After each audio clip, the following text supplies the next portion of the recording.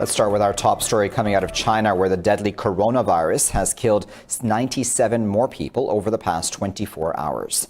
The death toll has shot over 900, while the number of people infected also went up a record 3,062. China's National Health Commission says over 40,000 people are now infected with the disease. The new coronavirus has broken all previous records of deaths and the number of infections. But Beijing claims the number of newly infected people has somewhat stabilized. China's health officials say the hysteria has been overhyped as more than 3,000 patients have been cured and discharged. Some of them have entered a stable phase with all indicators returning to normal and with a good mental state. Some patients are recovering quickly after meticulous treatment and isolation, and some are already expecting to be discharged. The French authorities have closed 2 schools for this week as 5 new coronavirus patients were identified and hospitalized. They have also set up a permanent crisis committee after the number of cases rose in France. And then, crisis cells are going to be permanently set up, first of all in the town halls with the crisis center in the town halls of contaminates, which is going to be set up as of this evening with the possibility of having answers to the questions that people will ask. The World Health Organization has sent a team of experts to Beijing to help investigate and possibly find a cure for the new virus. Aircrew at Bangladesh's national carrier Biman have refused to work on a flight meant to repatriate citizens from virus-hit Chinese cities. The move has forced the government to scrap its evacuation plan. Last week, Bangladesh removed 312 people and planned a second flight for another 171 nationals. The Interior Ministry says no crew member wants to go to China, and those who went earlier don't wish to return. It says the government is trying to charter a Chinese flight instead. In other news, an Indian-occupied Kashmir and Kashmir High Court has refused to hear pleas against the controversial Public Safety Act. Last week, New Delhi arrested former Chief Ministers Mehbooba Mufti and Omar Abdullah under the law. In its short verdict, it said the court is not a proper forum to scrutinize the merits of administrative decisions to detain a person. The verdict read the court cannot substitute its own opinion over that of the authority of New Delhi. Under the controversial law, Indian government can keep anyone under arrest for up to 2 years without trial. The valley is reeling under India-imposed curfew and communications blackout for 190 days. The Indian Supreme Court will hear a plea today seeking removal of protesters from the capital New Delhi's Shaheen Bagh. The all-women sit-in against the controversial citizenship law has continued since December 14th, last year, despite armed attacks. Filed by BJP leader Nand Kishore, the petition claims protest is causing disturbance and agitation for common citizens. Meanwhile, another leader, Satish Gautam, has asked the daughter of famous poet Munawwar Rana to go to Pakistan if she feels she is suffocated in India. Speaking in Aligarh, Sumaya Rana said the environment in India right now is vitriolic and choking. India has been facing nationwide protests against the law for 3 months, in which 27 people were killed across the country. Well, the Taliban say they have discussed the Afghan peace process with Qatar's Foreign Minister Mohammed bin Abdulrahman Al Thani. The group's spokesperson Sohail Shaheen said the Taliban delegation is headed by Mullah Baradar Ahund and includes Mullah Muhammad Fadl and Maulavi Amir Khan. The spokesperson said the delegation also met U.S. Special Envoy Zalmay Khalilzad. He said important issues regarding the outcome of the negotiations and future agenda were discussed during the meeting. The Taliban and the U.S. are currently holding a fresh round of talks to end the Afghan war and devise a plan for the withdrawal of American forces. In news coming out of Iraq now, thousands of protesters have rallied in the cities of Baghdad, Najaf, and Nasiriyah against the newly appointed Prime Minister Muhammad Alawi. Chanting anti-government slogans, students also joined the Baghdad protest. In Najaf, demonstrators criticized recent attacks on protesters carried out by followers of cleric Muqtada al-Sadr. Sadr supporters had stormed a protest camp, burning tents and killing 11 people in Najaf. A senior aide to Muqtada al-Sadr has warned Alawi will face retribution if he includes members of the political elite in his cabinet. Premier-designate Alawi has until the 2nd of March to form a new government.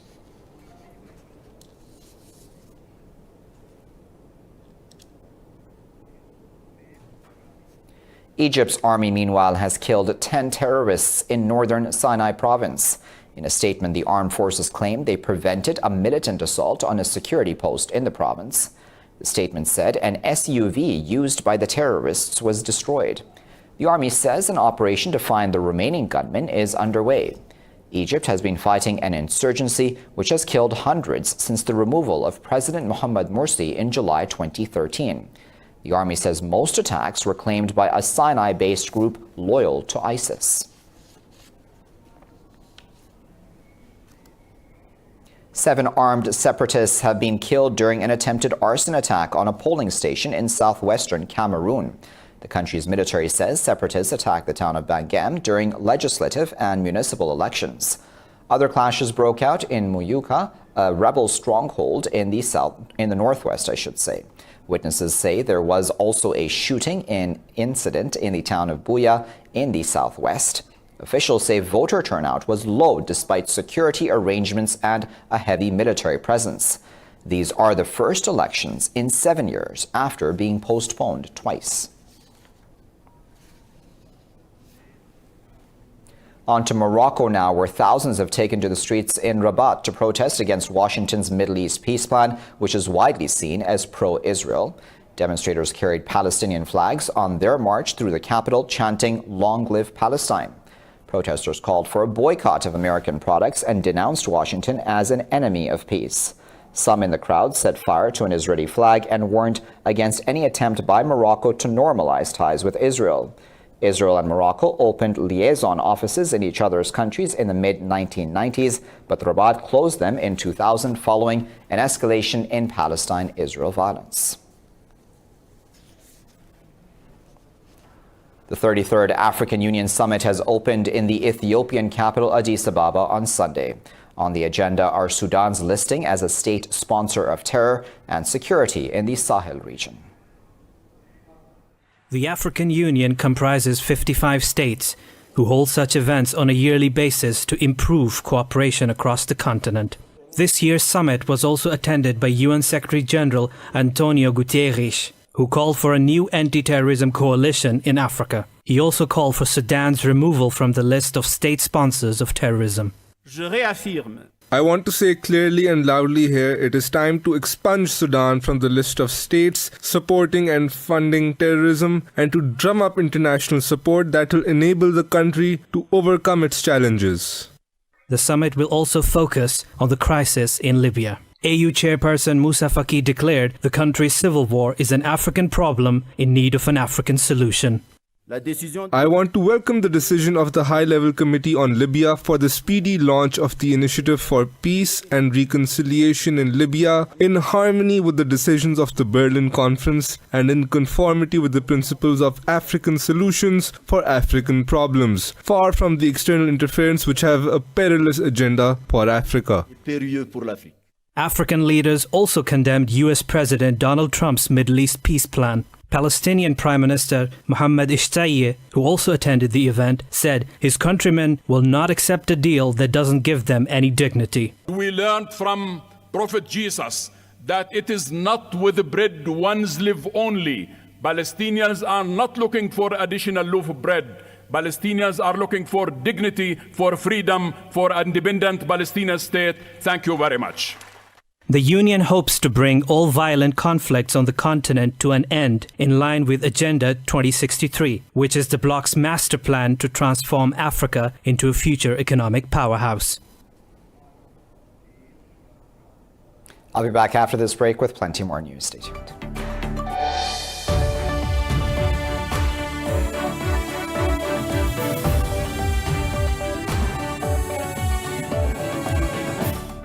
Let's begin this segment of the Bulletin in Kazakhstan, where the death toll from ethnic-fueled violence in a village in the southern Jambil region has risen to 10. Officials say 140 people sought medical treatment in Kazakhstan and 24 more in neighboring Kyrgyzstan. Earlier, the Interior Ministry said nearly 30 houses and a number of vehicles were damaged during the skirmishes. It said police have detained 47 suspects in connection with the killings. Ministry officials say the fighting occurred in several settlements in Jambil's Kordai district. They said it is not known what provoked the fighting. The conflict is widely believed to have pitted the majority Kazakhs against minority Dungans. In Ireland's general elections, counting is continuing and the first results have come in with Sinn Féin winning the most first preference votes. With all first preference votes counted, it has 24.5% compared to 22.2% for Fianna Fáil and 20.9% for Fine Gael. The party's president, Mary Lou MacDonald, has described the election as something of a revolution at the ballot box. No one party will win enough seats for an outright majority. Before the election, both Fine Gael and Fianna Fáil said they will not enter coalition with Sinn Féin. The announcements may hamper attempts to form a government. A total of 160 representatives will attend the first session of the Dáil on February 20th. China has asked the French government not to discriminate against Huawei as it selects suppliers for its 5G mobile network. China's Paris embassy says it fears Huawei will face more constraints than its competitors. In a statement, the embassy called for transparent criteria if Paris wants to impose limits on operators over security fears. It said Beijing does not want to hamper the development of EU companies in China. In Britain, the Foreign Secretary Dominic Raab said the UK takes US concerns about Huawei seriously, calling it a high-risk vendor. The UK granted Huawei a limited role in its 5G mobile network last month.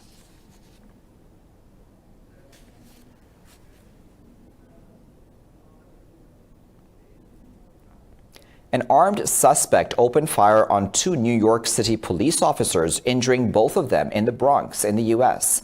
Police said it was a targeted attempt to kill the officers. An investigation is underway with City Mayor Bill de Blasio saying it was a premeditated effort to kill people in uniform. The gunman was later taken into custody.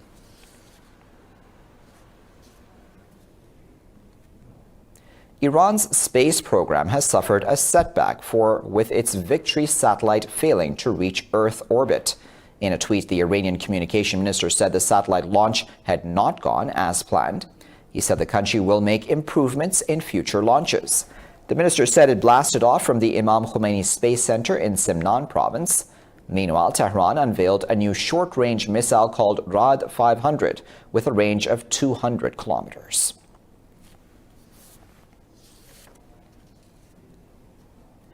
Europe's Solar Orbiter probe has blasted off on its mission to study the sun from close quarters.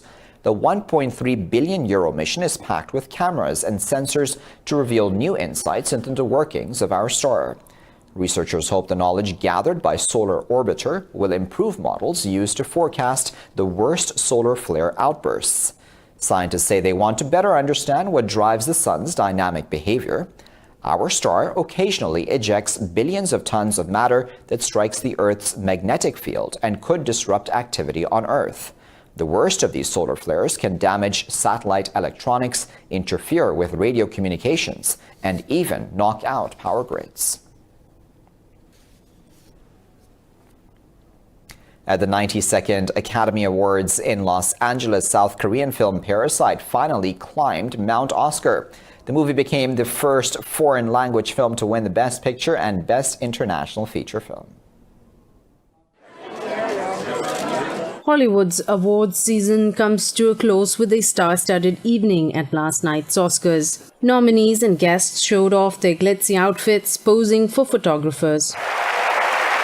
While a lavish stage featuring 40,000 crystals at Los Angeles Dolby Theatre glittered, as 24 golden statues were handed out on Tinseltown's biggest night. And the Oscar goes to Parasite.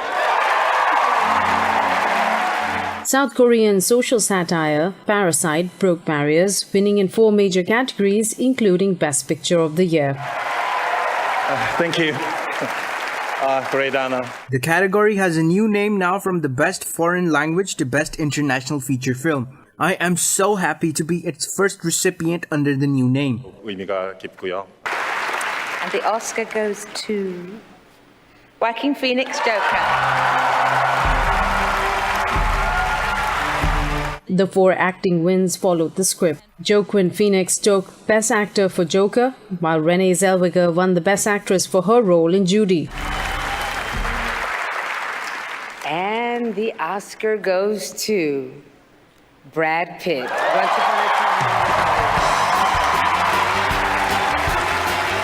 Brad Pitt won his first Oscar in acting for Once Upon a Time in Hollywood, sharing the category for supporting actor with Laura Dern in Marriage Story. This really is about Quentin Jerome Tarantino. You are original. You are one of a kind. The film industry would be a much drier place without you. And I love the ethos you gave Cliff Booth. The Oscar goes to Renee Zellweger.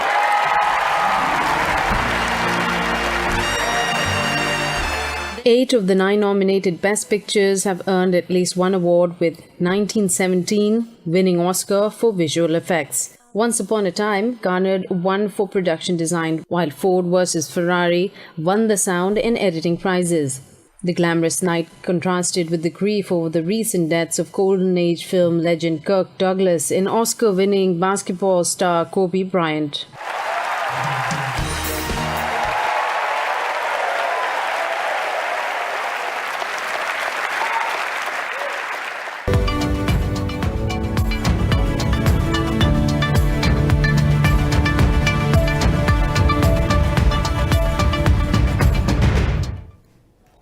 Stock markets in Asia are trading lower as investors watch the effects of the ongoing virus outbreak on global trade. Stocks have taken a dip, with coronavirus fears growing over the rising death toll. Hong Kong's Hang Seng is trading over 0.5% lower. Seoul's Kospi and the Nikkei 225 in Tokyo have each lost over 0.5%. The Shanghai Composite is trading flat as China's manufacturing activity slows.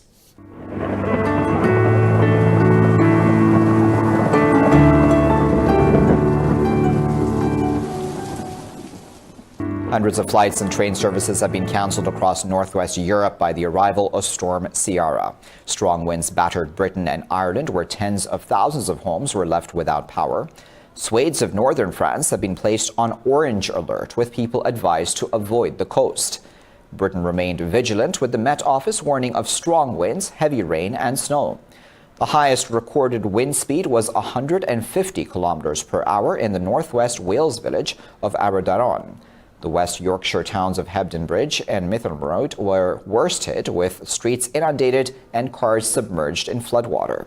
Sports events were also hit as football and rugby matches were cancelled and a London road race was called off.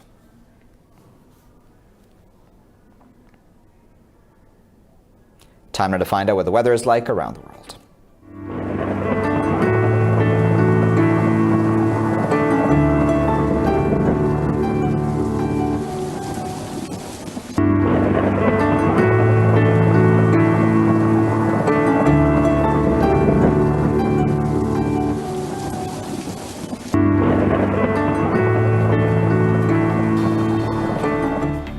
And with that, you're all caught up. Thank you for watching this bulletin here on Indus.